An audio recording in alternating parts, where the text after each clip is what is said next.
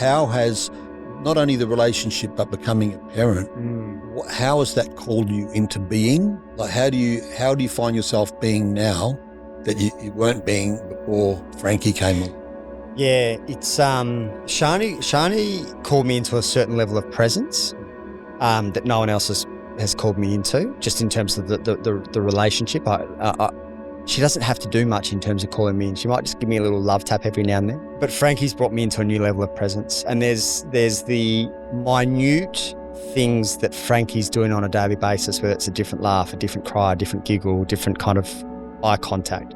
Those small things that I'd kind of heard about them before Frankie came. People like, you'll know the difference in her cries between a tired cry, etc. I'm like, dude, it's just a cry. But when you're there, you're like, oh, I get it.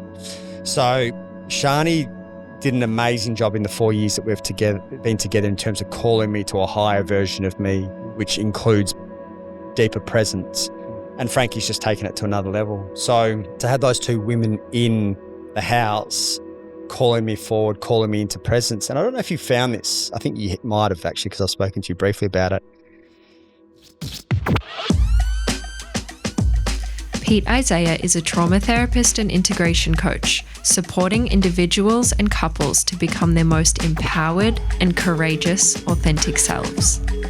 This podcast features inspiring conversations with graduates of Pete's shadow work courses and deep dives with experts in the arena of alternative health and current affairs. Here, we're not victims, we're volunteers. Are you in?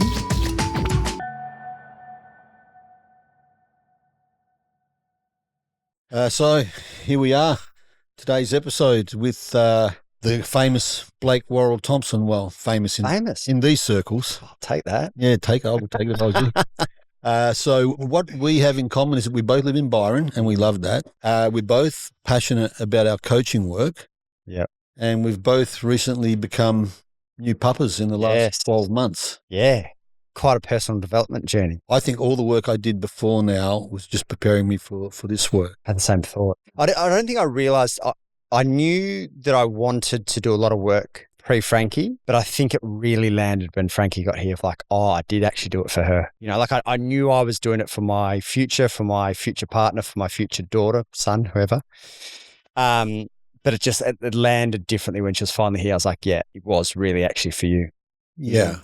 Yeah, so we share a common background in that we kind of came from, was it fair to say, dysfunctional families? Yeah. Domestic violence, is it fair to say domestic violence? Yeah. I had domestic violence in my family. I consider my family, at least it was dysfunctional back then. Yeah. And I made a pretty firm decision, I think by the age of about 12, that if this is what marriage and family looks like, that I wasn't up for it. I had the same. Did you? Yeah. Yeah, and so for most of my life, I was non-committal. Never married, no kids, right up until 58 was when I finally committed to my partner, and 63 when I became a dad. So I had a similar thing to you. I mean, the topic you wanted to discuss today, which I think is excellent, is doing the work so that your kids don't have to do the work. And that's a perfect theme for like my life story, because I knew I had a lot of work to do if I was ever going to be able to raise a child the way that I think children should be raised.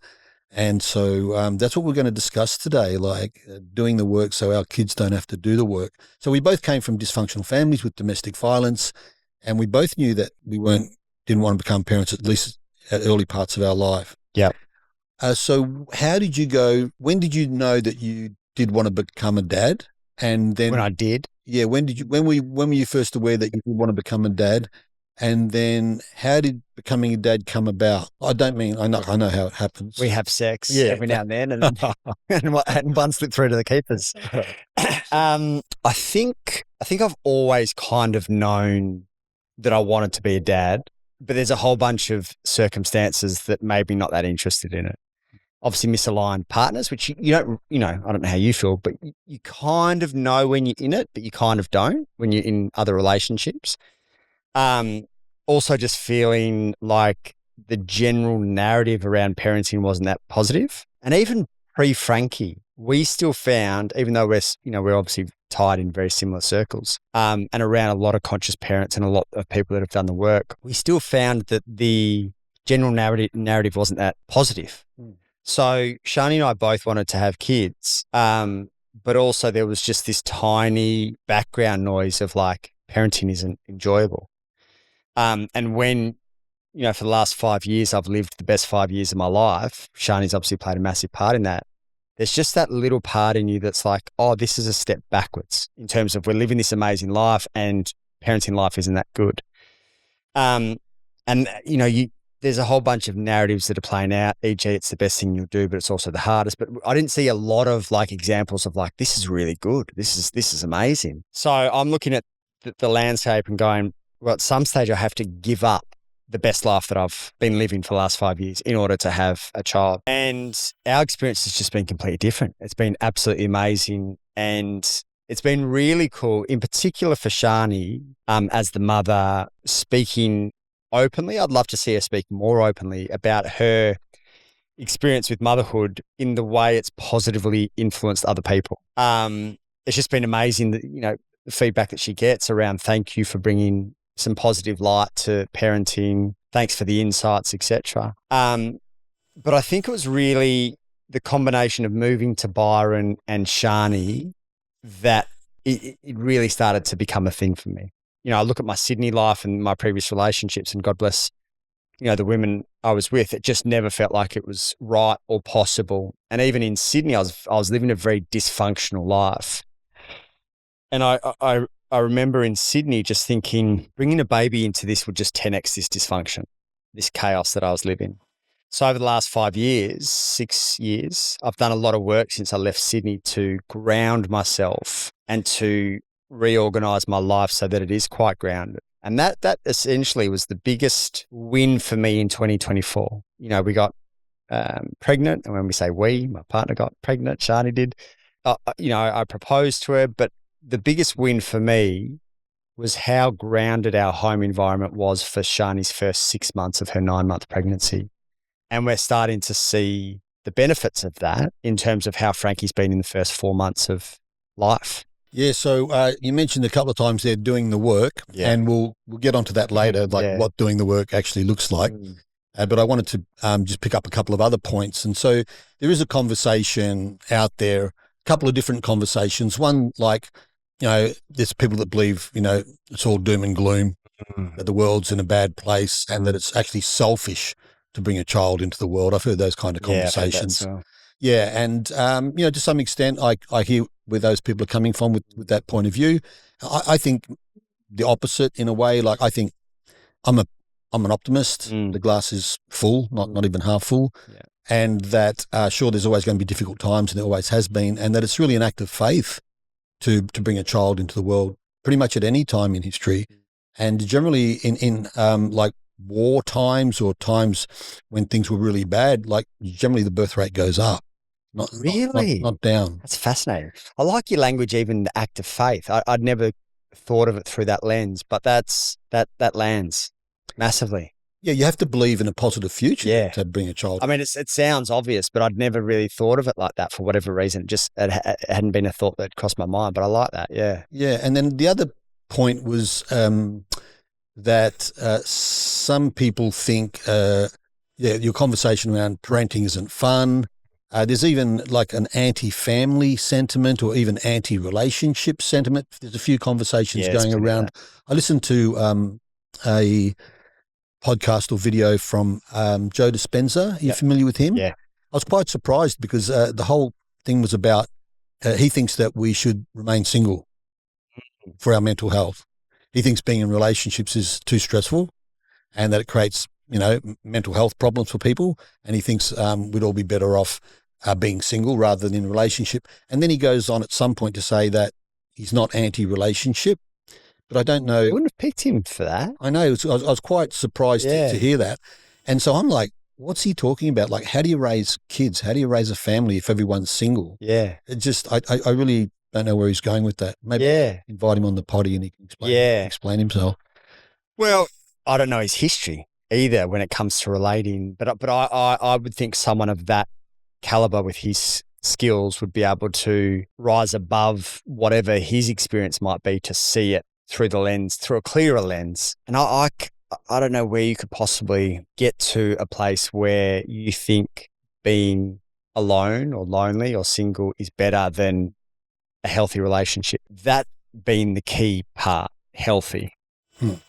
I understand. And I'll be interested in your thoughts because I've obviously spent a bit of time in this, but you've spent a lot of time with, different kind of clients as well. I think if we were to zoom out, so give or take, depending on countries, etc., you've got 50% of marriages that end in divorce or relationships. My guess is that of the 50% that are left, 40% are either going through the motions, unfulfilled, staying together for the kids. There's financial issues, etc., that make it harder to leave, which leaves you with 10%. And that for me would be a fair reflection of what I've seen over the years. 10% of relationships are truly fulfilling, passionate, growing, evolving, and a deep sense of like unity and sacred union.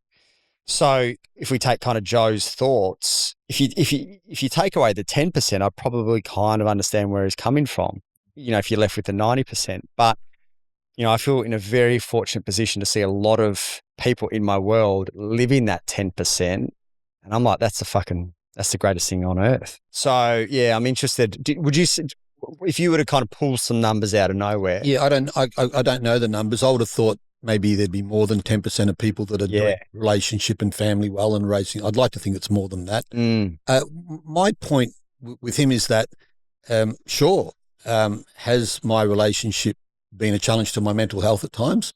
Absolutely. Yeah. Do you have to deal with conflict and adversity in relationship? Yeah. Absolutely. More than anywhere else. Yeah. But I don't think you get better at conflict or learn to be able to deal with adversity by avoiding it.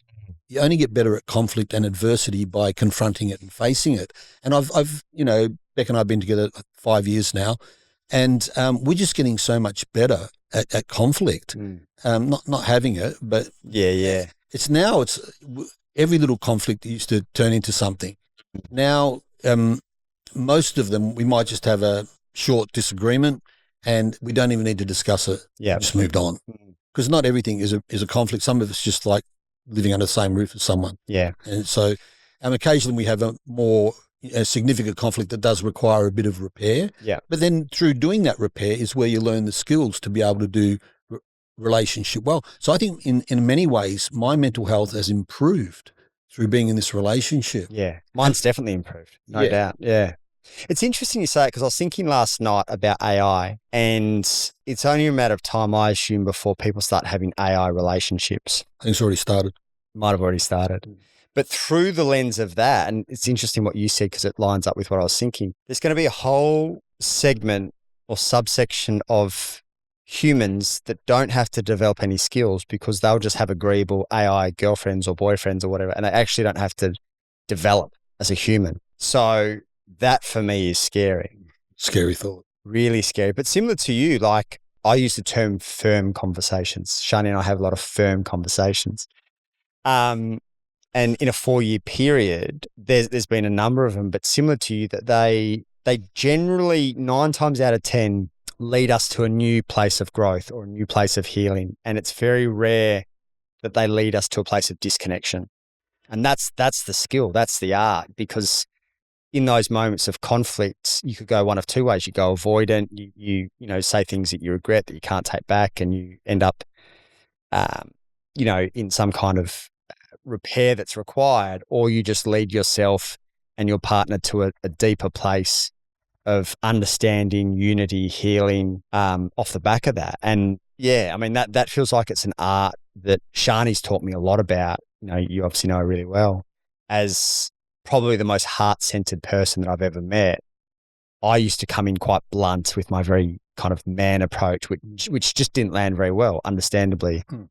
So she's taught me a lot in terms of how to deliver in a way that lands for her and creates connection instead of disconnection. Yes. I'm curious to hear from you how you think your mental health has improved through being in a relationship.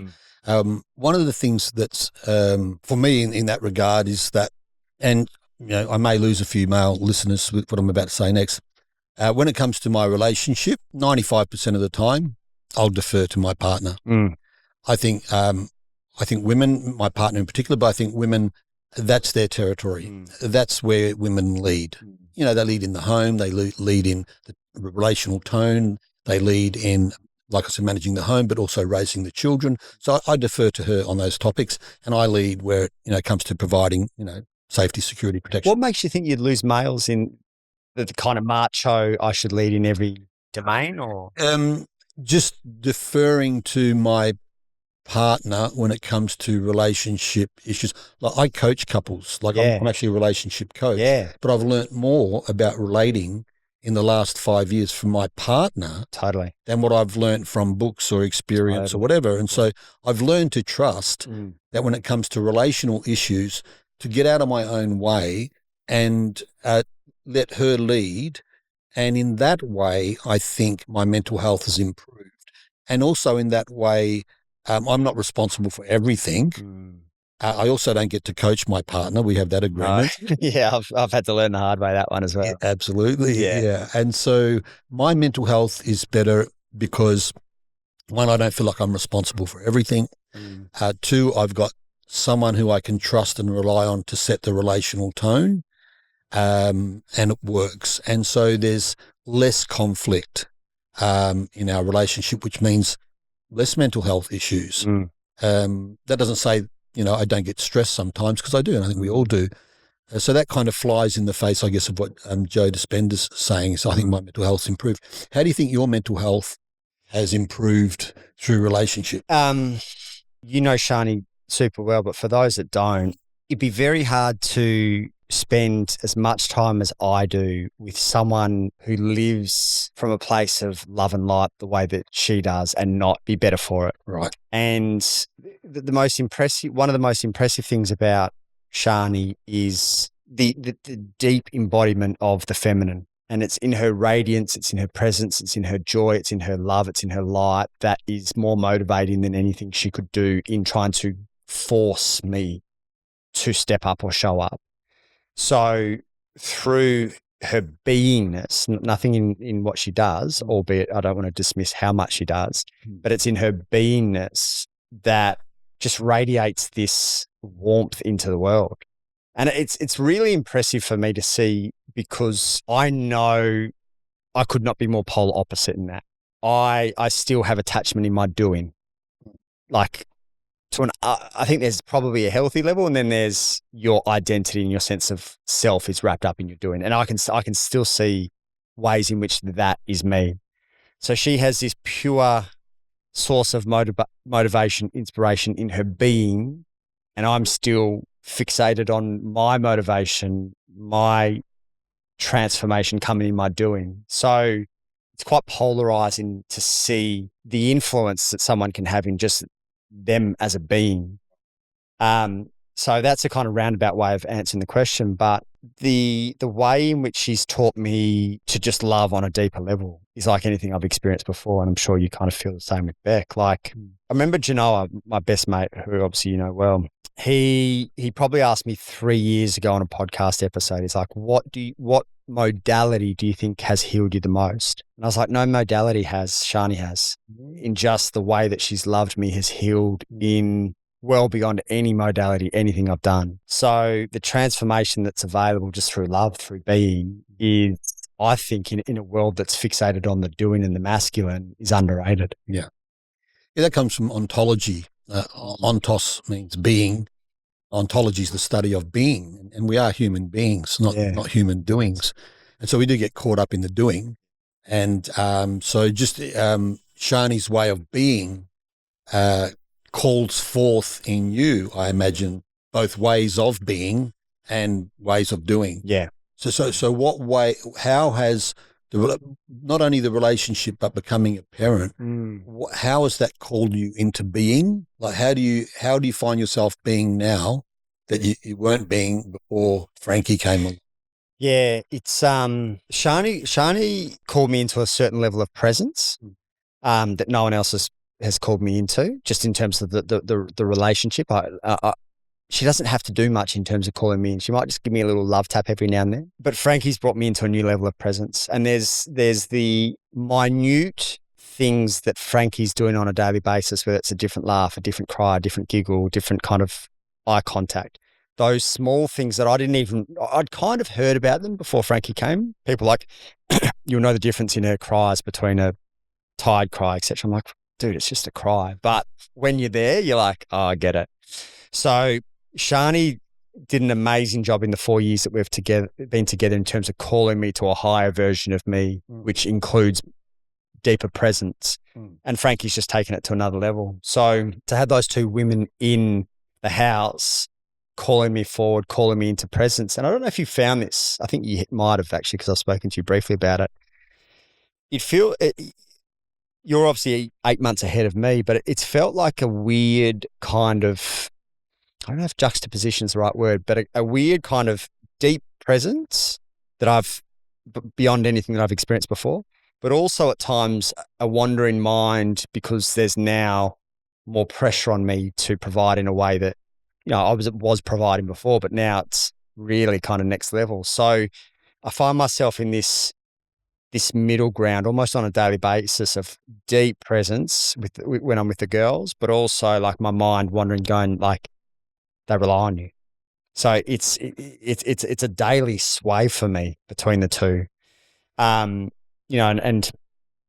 we've been asked a couple of times, what's the hardest thing in the first 4 months? And, we've been really fortunate in how Frankie's come into this world in this first 4 months, but that would be my biggest challenge, the desire to be present in a way that I didn't experience as part of my upbringing, and a desire to provide in a way that creates a life and a lifestyle well beyond anything that the girls could imagine. And I think about it every day. I have the exact same experience. Yes, being present with my daughter is the most juicy moments in my life. And I see that I've got two babies, Audrey, but then my business, because I see that I've birthed my business, and that my business has needs. And, my business is really just my mission, but my mission is to provide for my family. Totally. So being that provider, and I experience the same thing. Like sometimes I'm present with my daughter, but I'm thinking, oh, I need to get this done. I've got this task I've got to do. Totally. I've got to be onto that. And if I give my daughter more time here, then this baby's going to suffer, and I need this to provide that. And so that is something that I'm struggling with currently. But I've got my eye on it, and I experience it every day. I try and find the balance, and sometimes I know when I need to be with my project and my business, and other times I'm like, just get that thought out of your head and be present with your daughter. And then when I drop into that, that experience really opens up. But it is what did you call it? I call it juxtaposition. It's a conundrum. Yeah, yeah. It's for me, it's a struggle. Yeah. Finding that balance. And I do know that particularly in these first couple of years, Audrey just turned 1. I can't overdo presence with her. Yeah. And as much as I'd like to put more energy into my business, I'm actually finding that when I'm split, I'll go towards my daughter. So I'm actually sacrificing time with my business to give more time to my daughter, because I'm of the strong belief that me being present with her, especially in these first, you're building the foundation. The more I hold her, the more I play with her, the more I engage with her, the more we have fun together. She just lights up, and she's the happiest when me and my partner Becca together with her. Yeah. She does fine, when she's with just one of us, but when we're both together, she really lights up. So it's like nourishing her through being present with her and seeing the results already, because she's just hitting all her milestones. Yeah. She's delightful. So yeah, I have the same struggle there. I just want to go back a bit to one of the things that I was surprised by becoming a dad was that prior to becoming a dad, all I heard was like the positives about parenthood. Really? Oh yeah. Oh, you're going to love it. Oh, it's amazing. Oh, kids are just awesome. This and that, And what I was shocked by was that, like the first 12 months, they've been challenging, so challenging, but also so rewarding. Yeah. Maybe because I'm a little bit older makes it harder. I don't know. We've had a few health scares there along the way. We don't have any family really present, so that's put more pressure on us. But for me, there's been like big challenges, and nobody talked about those, at least to me. And I think maybe I suspect the reason for that is that if people shared all the negative stuff, you might reconsider about having a child, and probably people want you to have a child so that you get all the rewards. Yeah. You say that your first 4 months has been pretty awesome and there hasn't been big challenges, and you should be grateful for that. Yeah. I know you are. Yeah, we're very aware of it. And it's, I mean, you hear some of the stories, and it's such an interesting dance. I have heard stories of some of the thoughts that come up, and I know, you shared a situation where you had some kind of thoughts that come up. Like, we are very fortunate with what has come to light in this first 4 months, but we're under no kind of, delusion that it won't have its patches. We're just in a good patch, and we're grateful for it, and we're rolling with it, and whatever will be as you know, anything could happen tomorrow. So that doesn't necessarily bring us anxiety, but it does bring a sense of humbleness of like, cool, you're on a good patch now, and tomorrow shit might hit the fan. You just like, it's a humbling experience in so many ways. So let's go back to doing the work so that our kids don't have to do the work. And there's no guarantee that us doing the work means our kids don't have to do the work, but probably an increased likelihood that they'll have less trauma or stress in their life. I think, it's like our children are going to have adversity and challenges and struggles, and I think our job's to prepare them for that. And I don't think my parents did a great job of that, other than providing lots of adversity. I get it. So let's break down what the work is. And I think some overlap in the different approaches that you and I have taken to doing our inner work, so that we can become not only the men that we desire to be, but also the partners and fathers. So what were some of the modalities, if you like, or some of the approaches that you've taken to do inner work? Yeah. There's kind of daily practices that help on a kind of, I guess, smaller scale, albeit I wouldn't want to diminish their impact. A lot of journaling, a lot of meditation, a lot of kind of personal development courses. But I think, one of the big things that I've spoken about before is up until about 35, a lot of my quote unquote work was outsourced in terms of learnings, but not very little reflection, self-reflection. So it was the personal development courses. It was all out there, learn, grow. And what I think has 10x'd my own development in the last 6 years, 10x'd it on what had happened previously, is a lot more internal work. The meditation, the journaling, a lot of kind of coaching, a lot of conversations, really just understanding myself better. Because I got to the age of 35 and I'd done a whole lot of personal development work, but I didn't have an understanding of myself. And that process never stops. Like, it's continued. I've had some big pieces drop in even in the last week.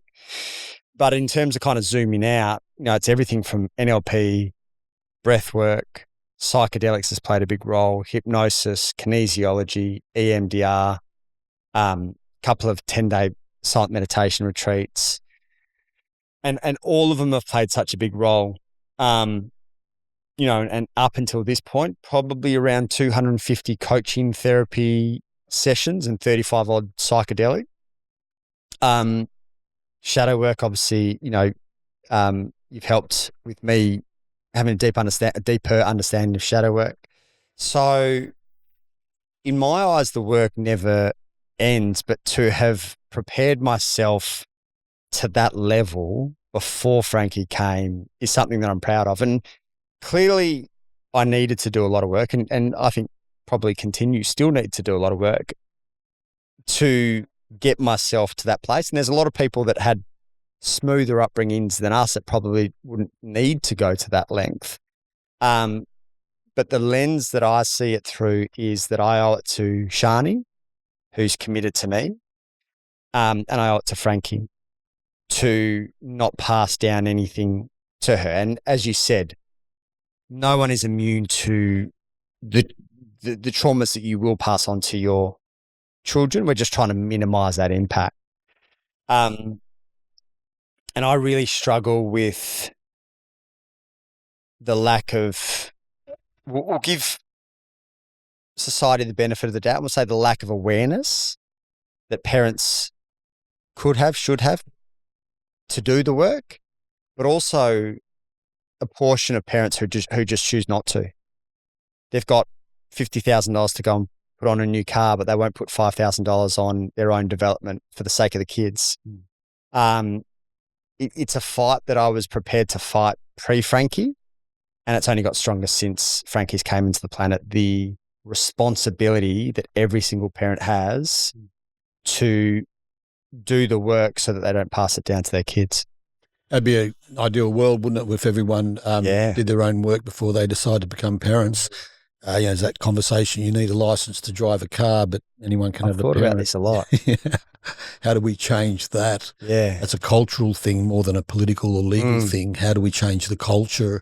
And one of my conversations around, because I'm a trauma therapist as well as a shadow work coach, is that, hurt people. And so the trauma gets passed on down through generations. That's what you and I were, I think, victims of, was that our parents were hurt and they passed that on.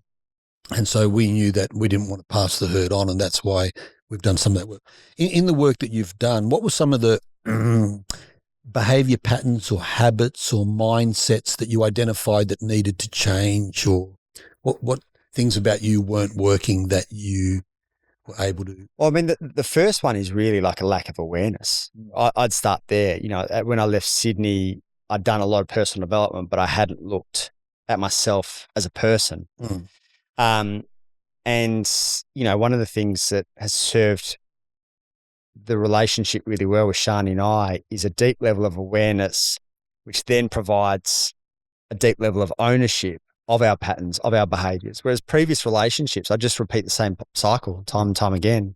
So, there's core wounds and there's big things that don't change overnight, but there's a whole bunch of little things that we do or don't do within our relationship that once brought awareness to them, just fall away. And it's like, Shani's amazing at this. If I bring something to the table, I can just about guarantee that it's dealt with. It's very rare that we come back over the same thing time and time again. As I said, there's some big core wounds that take a bit more time. But when we're talking about some of the kind of smaller pebbles, just her level of ownership and awareness is unbelievable. And it just gives me so much confidence in our future, knowing that she has that level of awareness and that level of ownership. But coming back to me in terms of the stuff that I really needed to break, probably one of the biggest is working on my nervous system. And that's been done in so many different ways. Changing my environment from Sydney to Byron played a big role, and just, psychedelics has played a big role. And I actually had a parenting expert on the podcast 3 or 4 weeks ago. And my final question to her was, what do you believe is underrated when it comes to parenting? And she said a regulated nervous system. And I really resonated with that. And it was kind of like a little proud moment of like, fuck, I've done a lot of work on that over the last 5 years to ground myself in a way that, the Sydney version, there wouldn't be one person in my time in Sydney who would use the word grounded to speak to speak to my character. So that's been a big piece. And just, I've done a lot of healing around the feminine, and that's an ongoing work, especially the relationship with my mum. And I remember doing a really significant journey not quite the moment, but like a few weeks after we found out that Frankie was going to be a girl. I was like, okay, I want to go and find out what I still need to heal around the feminine, knowing that she's coming into my world, knowing that she's watching everything that Shani and I do. She's watching how I treat Shani, and that's never been, a problem. But I was looking for kind of blind spots, barriers, or limiting beliefs that might impact how I show up to the feminine, knowing that my relationship with my mum wasn't and kind of isn't amazing. So, mate, it's endless. Even to the point in 2013, I booked in weekly with my kinesiologist at the time, Pixie, who you know, and did a whole year on connection.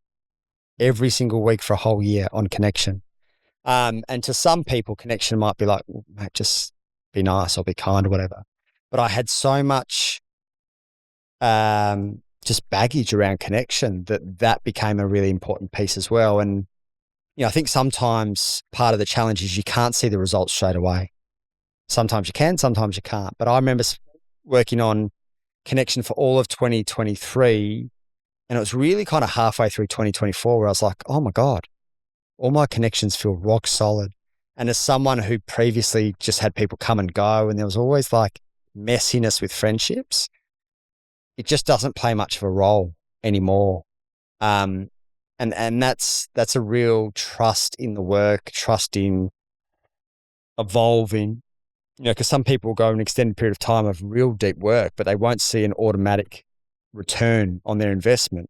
But they'll see it 6 months down the track, 12 months down the track. So yeah, I mean, as I said, the work continues, and there's no greater source of personal development or healing than a newborn.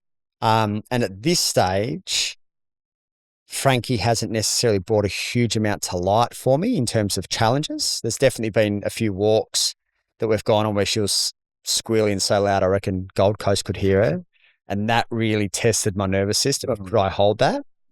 And she's broken me 3 times so far. And I'm like, all right, that's on me to expand my capacity to hold more. What does breaking you look like? Really frustrated to the point where she would have picked up what I was putting down. Right. So your frustration was being expressed, and she would have been picking up on it. Yeah. I apologised all 3 occasions, and obviously she's only 4 months old, so she's got no idea what's going on. But I apologised after each of those frustrations, which I think Shani was there every time I apologised, and we both had tears. I don't even know what's behind the tears, but just there's something in apologising, which sounds obvious.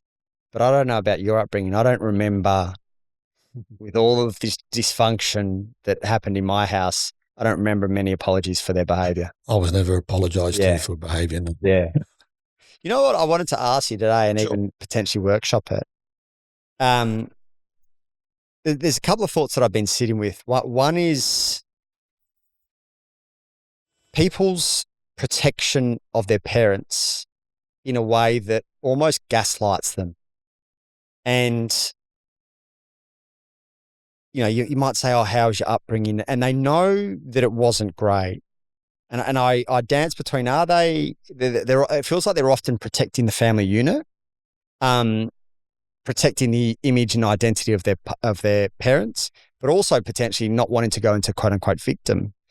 And I find it really interesting because I'm quite open about my experience, albeit I've probably grounded myself in verbalizing it. But there's a lot of people that don't want to talk about their upbringing.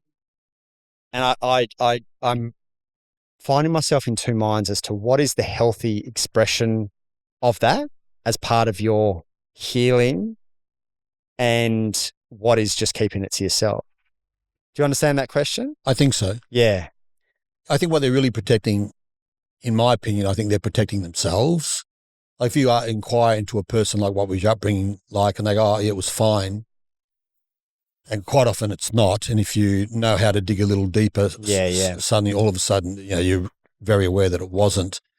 But I think they say that to protect themselves, because to admit that it wasn't, then they're going to have to confront and face what wasn't ideal about it. Yeah. And they may not want to, they may not be ready to, they may not have any interest in that, may cause too much pain, too much discomfort. Like it really takes something to confront and face our traumas from the past. A lot of people just want to move on and forget about it. I've never been wired that way. I think that it caused too much pain, and that suppressing that pain would just come out sideways in like addiction, alcoholism, bullying behavior, like emotional dysregulation, whatever. So I knew from a young age, I was in therapy when I was 24. I knew that I needed to turn things around. And so I think they are protecting themselves. And, it really depends on your definition of trauma. I've got really a quite expanded definition of trauma. You don't have to have PTSD to have had some trauma in your past or your childhood. For me, it's any emotional or psychological wound or injury that's incomplete or unhealed, and we've all got some of that. Now, to the extent that you need to work on that probably varies, but it doesn't hurt to work on it. I was talking to someone just recently, only a couple of days ago, and they were saying that because it's mostly psychologists who treat people for their traumas or their psychological wounds or injuries, but not all psychologists need to do their own work. And Can't say that again. not all psychologists need to do their own work. So Yeah. you can go get a PhD in psychology from the university Oh, and not having to do any of your own inner personal work or work Yeah. on your. 75% of people who go into those professions do it because they've got their own wounds. Yeah. And then so this person's suggestion, and they've just qualified as a clinical psychologist, their suggestion was that any psychologist, before they even start the degree, should have to do a minimum 12 months deep inner healing work. I agree. Yeah, I agree too. But that's not the case. What? I'm interested in your reason as to why, because your reason might be different to mine.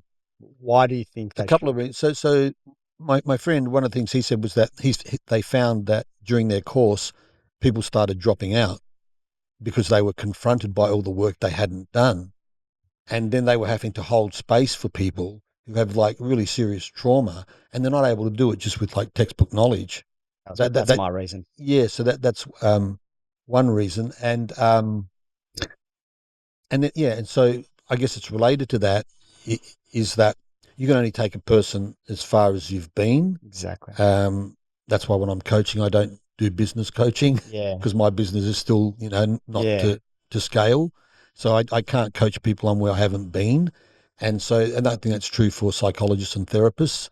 Unless you've been through something, well, you're definitely going to be much better at supporting them if you've been through something. If you haven't done your own work, then really you should be suffering from some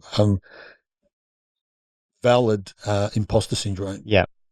Yeah, that would be my exact reason. And I think one of the reasons that I've turned to you numerous times is because you've done so much work and you can hold the space. I think, you've got a lot of psychologists in your world. I've actually got a number of them as well. And this isn't to diminish the degree, but combining, say, a psychology degree with lived experience, I think is the combination, because I've seen, when I've been through some gnarly stuff, there's only two people that I would turn to that would hold the gnarliest of stuff. You're one of them, and Zoe Bosco. Have you met Zoe Bosco? Yeah. You two are the only two that I would turn to. And we've both been through a lot. Yeah. And I've had a couple of occasions in my life where the shit was pretty gnarly. And I had other coaches that I'd spent lots of time with, but I just knew that they couldn't hold it. Yeah. And you can be the most well-qualified person, but that doesn't necessarily mean you're the best, especially if you can't hold it. Because there'd be more qualified people than you and I, but they haven't either had the life experience or they haven't worked through. Like, I trust myself to be able to hold a deep process or a deep problem through lived experience and through doing the work myself. And again, there'd be people that are more qualified than me, but I've been in those rooms with qualified people, whether it's different qualifications or even time spent in the industry, who I can see that they can't hold me. Yeah. They've got the right words. They're telling me the right things. They're saying no judgment, but I can see and I can feel their body contract as I start to speak in depth or darkness about a certain topic. Yeah. So for me, when there's something really gnarly, you or Zoe Bosco would be the only two that I turn to at this stage of my life. Yeah. Oh, thank you for that feedback. I get that in some sense because, I've worked in emergency rooms and drug and alcohol rehab, prisons, mental health wards, remote Indigenous communities. So I've been around a lot of trauma and chaos. And I do pride myself on being able to show up. And when I'm in those chaotic environments, I'm looking to bring order to the chaos, looking for where that is. And I've got out of some pretty tricky situations, mostly in maximum security prisons where, my safety was threatened, but through my ability to be able to, hold chaotic spaces, was able to manage it well. in emergency rooms as well. Sometimes they can be quite hostile places. So I guess, that comes from my child. I never felt safe as a childhood, so I was always looking for the angle to provide safety for myself. But I've also developed a lot of skills, particularly in terms of communication and how to manage people when they're really angry and really pissed off. Like those skills are rare. Most people don't like dealing with people when they're angry. And I learned to be able to acknowledge people's anger and then look for what's, usually fear, hurt or frustration underneath that. And then, bring their attention to that and then de-escalate situations, and done that quite a few times. And, also being a trauma therapist and a shadow work coach, I have people sharing things with me that they haven't shared with their rabbi, priest, partner, therapist, whatever, for the first time. I've had people, admit to being suicidal, homicidal, and all sorts of, other stuff, quite bizarre, dark, and all the rest of it. And, I guess I've just learnt to, first of all, be not non-judgmental. I'm no good to them if I'm holding judgment. But at the same time, it's important to have clear boundaries around what's okay and what's not okay, and what's to be tolerated and what isn't, and to look after my own personal safety. Yeah. So what for you would be not okay? Somebody putting my safety at risk. Yeah. I've had to confront and put firm boundaries up around that. Look, as a qualified counsellor and nurse, there are certain things that we are mandated to report if we hear of them. And then What is that? Like pedophilia and stuff like that? Well, sure, pedophilia, even a child abuse, domestic abuse, domestic violence. Really? Yeah, murder, rape. I understand murder, rape, and So things that are crimes, but things that could potentially be a child's being abused in the home. Was that around when you were a kid? That kind of rule? I don't know. I did my training. I qualified in 1989, so I definitely knew about it then. So it was Mandatory reporting of certain incidents. And who can report? Well, only people anybody can, but you're mandated to if you're a nurse, doctor, psychologist, licensed professionals have a mandated reporting regulations that they need to abide by. I didn't speak to many people as a kid, but I would think that I probably spoke to some kind of teacher or something about my home situation. Who would that, a teacher's required to report? I think a teacher, potentially, a school counsellor would. I think a teacher, yes, I would say. I don't know for sure, but there's probably 95% chance teachers are required to. Yeah. So, look, I haven't every time reported. Yeah. So you've got to use a bit of judgment and discretion. Sometimes reporting it may cause more harm than good. I've just recently handed my nursing license in this year, so I've got no license to lose anymore. And so I've had to use discretion in my own personal judgment at times to not reporting certain things that I thought if I reported it, the situation would get worse and not better.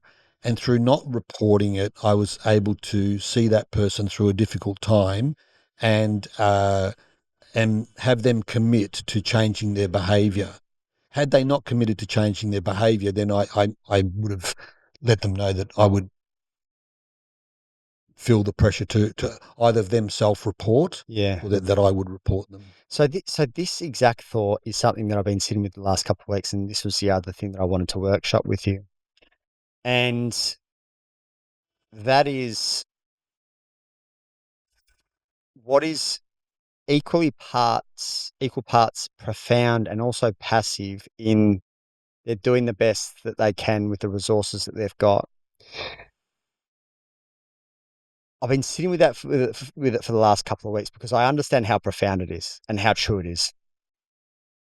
And I also see that as a passive answer for a lot of people. So I won't go into too much detail unless we take it that path. But like, I have a family member who's been an alcoholic my whole life, and I'm now 41. So do we use the same conversation of they're doing the best they can with the resources they've got available if this is the same characteristics and behaviors that's been there for the last 41 years. It gives me understanding. I appreciate that. But at some point it just becomes a passive statement, allowing a behavior that they have chosen to stick with for 41 years. How do you see that? Like, I understand how profound it is based on their traumas, based on everything in this moment. They are a direct correlation to everything that's experienced. But I just see a society that has become passive to that statement. How do you see it? I don't know if I've been asked a harder question, because I don't know if there's a correct or even accurate answer to that, because so many, it's a multifactorial problem in a way. And but I totally get the question, and I've asked myself that many times, and I'm going to err on the side of saying that to some extent it's valid, and to some extent it's BS, and that in regard to my parents, that both my parents used that explanation on me as to why I received the kind of treatment I received in my childhood. That you don't get a manual to be a parent, and I get that part of it. That part's valid.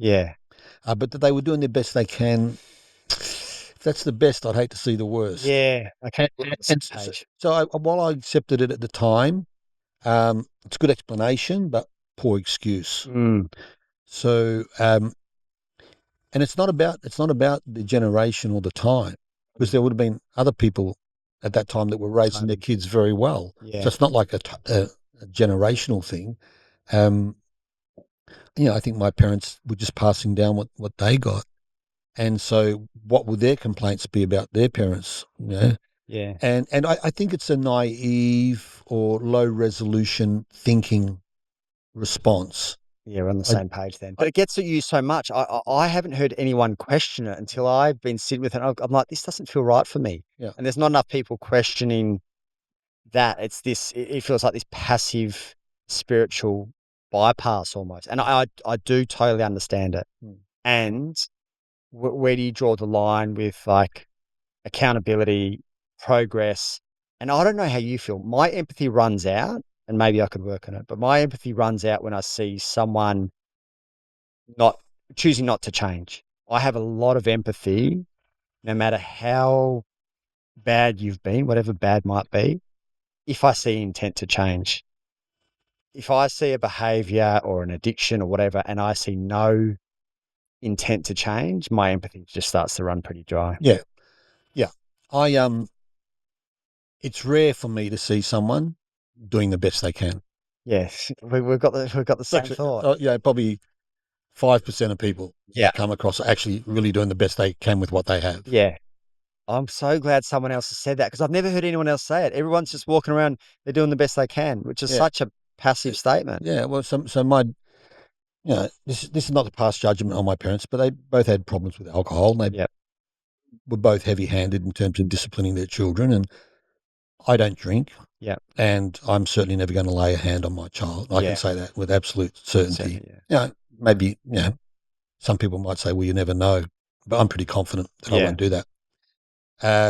And they said that they were doing the best they can. Well, were they really? Like going down the bottle shop and buying another, half a carton when you're already drunk, driving down there intoxicated, coming home, belting your children, doing the same thing the next day, doing the same thing for years. And then going to church confession on Saturday and confessing their sins, and going to church on the Sunday. And so they even confessed their sins and they went back and did the same thing. Sure, that's quite common. So there's no... that feels worse to me than someone who won't even confess. Don't you think the priest should have pulled? But you see, confession is anonymous. You don't know who the person is because it's behind a curtain. So you think the priest should be able to come and say, "Oh, you know what? Sounds like you're struggling there. I've heard this voice before. You've been here the last 52 weeks." And so maybe you need some support or some help. So the best apology is the change in behaviour. And so my parents, to nuance this conversation, at one point, my mother, she was the first change agent in our family, because she decided that alcohol was a problem, and she went off to AA. And through AA, she was able to stop drinking and didn't drink again for the rest of her life. And through AA, she met people who were into self-help. And before you knew it, she was in this like self-awareness psychotherapy group and started to make changes. And I was 24 when that was going on. And I saw the changes in her. And I'm like, oh, whatever mum's doing is working. And I asked her, she goes, oh, it's this self-awareness group. You're welcome to come along and check it out. Just on that, because that's really interesting. I didn't know that bit. Did you find more peace, whether she would apologize or anything for your upbringing and what she did? Did you find more peace in you seeing her? Because I imagine I put that lens on my situation, and I imagine that I'd find more peace and more respect, in all honesty, if no matter what's happened, because we can't undo that, if I saw progress or a real attempt to overcome the heavy hand, I'd be like, good on you. I don't even need an apology. Good on you for taking ownership and going and doing something about it. Do you reckon you found more peace in what she'd put you through, knowing that she finally got her shit together? Absolutely. Yeah. I was really proud of her when she was able to break free from those issues and do some work, and to not drink again, to finally leave my dad. Like, some people's trauma is that their parents broke up. I mean, for me, when my parents broke up, it was a relief. Yeah. Because a lot of the trauma was their relationship wasn't working, and so we suffered because of that. So I was relieved when they broke up. I have no qualms about my parents' marriage ending. I thought it was made us a lot safer as kids. So my mum's life went on a different trajectory from that. My sister was telling me recently that, because I went to my mum and did complain about, some of the ways in which she parented me and held her to account. And to her credit, she showed up for that conversation. Credit. Yeah, and she took ownership and accountability. And then my younger sister tried that after I'd done that. And, there's 7 siblings, like 7 kids in our family. So and she's number 4. So by the time my sister went there, my mum's like, no, don't want to hear it. Really? I've already heard enough. Don't come to me. So that's a bit disappointing for my sister and a bit disappointing for my mum. Yeah. That she was able to grace that for me and maybe my older brother, but not give the same grace to my sister. Do you think there's anything in their relationship that's reflective of, or do you think it's absolutely? Yeah, there's a lack of connection. Yeah. Between those two, because I think my sister went to her and wanted accountability, and mum wasn't ready or had, didn't have it within her to continue those conversations, because then there's another 3 children after her. So I think at some point she goes, I don't want to confront my failings. That's how I see it. I do see the shame in all of it. You'd assume if they're a conscious being, there'd be a level of shame in that type of behavior. But that's why I asked if it was relative of their relationship or more a case of relative of like, fuck, I'm already feeling the pain of this being brought to my attention from 3 kids previously. And now, like, I can't take any more. Does that make sense? Yeah. Yeah. Yeah. So I just want to pivot back to, I want to give my impression from my viewpoint, what doing the work. Yeah. Sorry, I didn't get there. Yeah. No, it's all right. Yeah.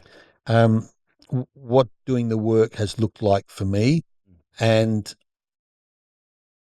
somebody once said to me, and this is when I was complaining about my parents, and I'd done that a lot. I was almost sick of hearing myself complain about my parents at one point. And it was a coach, and he said to me, have you ever stopped and looked at what sort of a son you've been? I'm like, no, pretty sure I haven't done that. And then when I did that self-reflection, I'm like, oh yeah, I've been a bit of a jerk. I've been judgmental and unforgiving and distant and angry and aggressive and insulting and all those things. And so I think doing the work for me has included self-accountability and looking at all the parts of me that don't work. My shadow, like the bits of me I reject or bury, or I'm not happy with, or don't love, or the rest of it. My lying, my non-committal, not being committed to things, giving up when things get difficult, my addictions, like owning all that and taking responsibility for that, because we've all got faults and flaws. There was a time in my life where I wanted to believe I didn't have faults and flaws, and I thought that I had that for a long period of my time. did you? Yeah, it's everyone else's fault for Yeah, sure. the way to become a great human is to just have no faults or flaws. Yeah. And it's not that at all. It's actually knowing what your faults and flaws are, taking accountability for them when they mess up and impact other people's lives, and then managing those. And so I've gotten so much better at that. And that's really the product of the work I've done. And so I started in psychotherapy when I was 24 for a couple of years. I then became a counsellor with that organisation, started my counselling.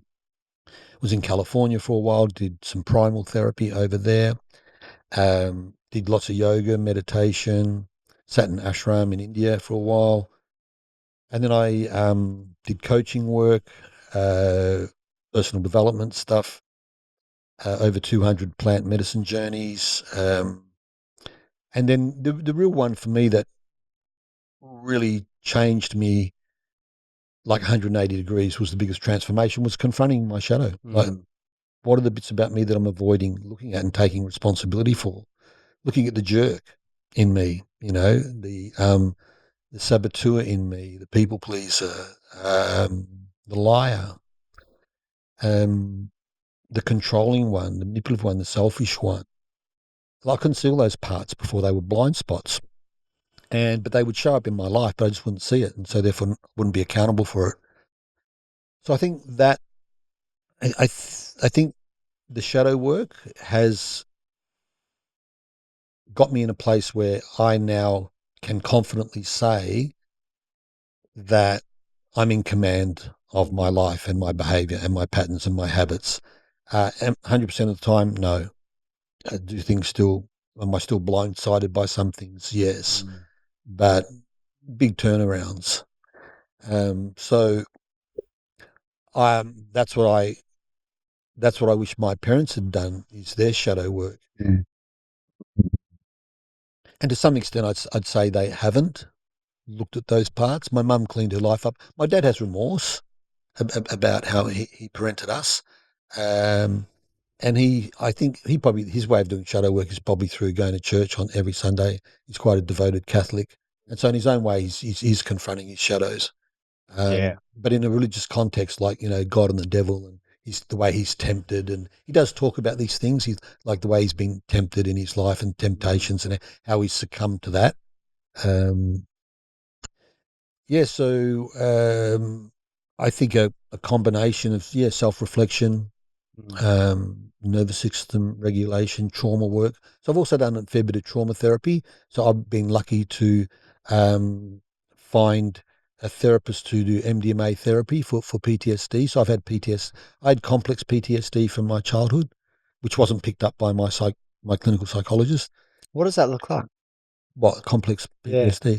So complex PTSD is when it's over a long period of time, and the people that are traumatizing you are your caretakers. So the people who are supposed to be protecting you, looking after you, are the ones causing the trauma. So what it looks like for me was at 24, I was devoid of feeling. I had zero emotions, like completely shut off from all my emotions. Yeah. Even anger, like anger was suppressed, sadness, fear, everything was suppressed. And I was drinking heavily and just felt lost. And that's when I started doing trauma work and doing therapy, and got in touch with my emotions. So a big part of therapy for me was about getting in touch with emotions and feelings from upsetting past events. Yeah. But it didn't do the deeper work. And the deeper work is understanding how the traumas from the past are impacting you negatively in the present. So that's where the trauma lies. The trauma is not what happened to you, but how it's showing up in your patterns and behaviors in the present moment. So, me lying, being non-committal, addiction, all that stuff in my 50s still, that was my trauma. Yeah. And psychedelics revealed my shadow to me. So 12 years of psychedelics, the number one thing, I've talked about this before. People say, what did you get out of doing that? Why did you do so many things? I'm like, well, they were fun, but the main takeaway was that I'm not my persona. I'm not the glossy ego that I'm trying to present. That's not who I am. That's part of it, but that's also masking and hiding these other traits. And so that's an important part for me of having done the work to show up as the father I want to be. And so there are things like limiting beliefs, unhealed traumas, like archetypal things like the people pleaser or the saboteur. Like you need to identify those and work on those. Otherwise, and they're unconscious things. They're working at the subconscious level. Yeah. So I've had to give up my people pleaser and, my sabotaging ways and, Shifty Pete and the guy who likes to get away with things. And, and then how has that, where am I at now is that it shaped a lot of my worldview, particularly of myself as a man. And so I see my role now as the provider of safety, security, and protection for women and children. I think that's the role of men. Yeah. And that starts with my partner and our daughter. And I relish that role. One of the things it's done is given me very clear boundaries. I've taken my work ethic up another 2 or 3 gears. In order to do that. And I don't mind that. That's just the challenge. But it's also got me in the gym, because I've got to protect them, physically, emotionally, spiritually, in all ways. And so that's calling forth a different version of me, not the sloppy, undisciplined, hedonistic, pleasure-seeking man-child who was a party boy and non-committal. Now I'm committed, all in, disciplined, and take my role as protector and provider pretty serious. Do you think, to me that just sounds obvious, and not to diminish that role, but what's going on for guys who don't have access to that? Deep down they do, but I think about that every day, what you just said. And then there's a large percentage of guys who obviously have so much love and so much care, but it's like an afterthought. There's work, they've checked out, they come home and do kind of the basics. Do they push that feeling down? Is it buried? Is it top of mind and they just ignore it? Potentially, if I think I know what you're referring to, my best guess would be that they're still struggling at the level of ego. And so they're still making it about them. Yeah. And it was very clear to me the day Audrey was born that I was no longer the most important person in my world. Yeah. That's obvious. It was for me, but it should be, yeah. It's not for everybody. I'm pretty sure my dad didn't see it that way. Yeah. Well, I'd have to ask him, but I'm pretty confident because, he was always at the racetrack or, at the illegal casino gambling or drinking with his mates. So that makes me think he probably still was the most important person in his life. I'm not saying we weren't important to him. I mean, he had 7 kids. Yeah. But I think you have to get beyond the level of self and ego. And it's hilarious because most people think that the ego is their biggest challenge. Yeah. It's the shadow. Yeah. Yeah. The ego. I think if you're at that level, probably the ego is your big challenge. But once you've dealt with the ego, then you need to deal with its cousin, the shadow. And a lot of people don't do that work. So I don't know if you felt this as a kid, but we're living in a very interesting time where there's, to your point, and obviously what your dad experienced, but it feels like we're living in a world where this hyper individualism is very me-centered. Yeah. So my concern, and I can see that in myself, I'm a lot better than I used to be, but it's still kind of a work in progress. I just wonder about the implications of me, the center of the world, has on kids. Because I don't know about you, but I felt like a major burden in the life of my parents. And And I look at Frankie every day, and I never want her to feel like she's a burden ever. And whether I nail that or not, but I was an inconvenience. I was like, like I'm a small child who depends on my parents, and here I am as a burden and an inconvenience. And one of my concerns with this very me-centered world that we've created is parents being stuck in that, and that being projected in some way, shape, or form onto this little human who depends on you. That's one of my that's something I think about often. Yeah. I'm sorry you had that experience that you felt like you were a burden on your parents. And I've worked with plenty of clients who've had that experience. And that's certainly not healthy for a child to grow up that way, because you're going to develop all sorts of complexes around that. I liken, since I've become a dad, I now see myself as like the sacrificial anode. That's a part in a machine that burns out so that the whole machine doesn't break down. The I've never sacrificial heard anode. that. Yeah, that's what I see myself as. Yeah. Is I'm the part that has to work hard and burn out so that the family survives and thrives.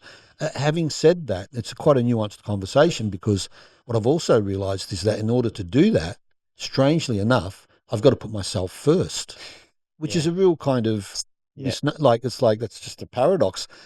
But I overcompensated in like probably the first 9 months of our child's life, because I thought that I had to put them first, and I was doing that.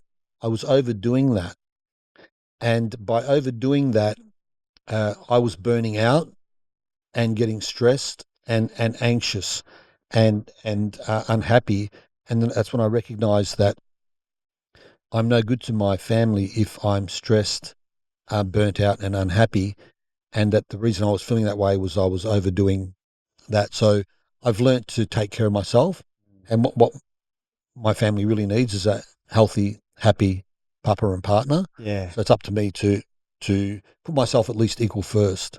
Having said that, I would still, take a bullet for either of them. Totally. Yeah. I was thinking about this last night, this exact thing, because, similar to the kind of feeling like a burden, walking on eggshells, my house was constantly an environment of stress. And one, it was the least safe place for me as a child, but two, it was the most anxious place. So I was thinking about this last night when we were just hanging with Frankie. I can work really hard. I enjoy working really hard, but at no stage do I want to get to the point where that stress is compounding in a way that it affects my family. So my mental health and the minimized stress within the four walls of my house are as big a priority as anything. And it's really interesting because we've got this society that glorifies busyness and stress, but yet you've got a whole bunch of guys who don't know how to move through that when they go home. They know how to carry it, but the problem with them carrying it is it grows and it grows and it grows and it grows, and then they become a liability to themselves and other. So for me to have some kind of emotional hygiene practice and just keep a close tab on my stress levels is as important as anything in my eyes for both Shani and Frankie. Yeah. Yeah. You know what that was like to experience a house with a lot of stress in it, and you never felt safe. How did you decide that you had to be, because you lived in a very stressful, or invisible? Invisible. Essentially, yeah. You have to be like, you better. The best thing that I could do in my home environment was go and sit in my room and shut the door. Yeah. So it just I've said this to you. I haven't actually said this publicly, but I would have been better off in a foster home. Clearly, I think. What my parents did do in terms of a favour for me, send me to boarding school. And it's interesting because if you haven't been to boarding school, you have this negative association. Send them to boarding school. Boarding school is unbelievable. It's like a theme park. It was my favourite years. And maybe if my home environment was better, there wouldn't have been such a gap between home and boarding school. But I loved boarding school. There's nothing a punishment about it.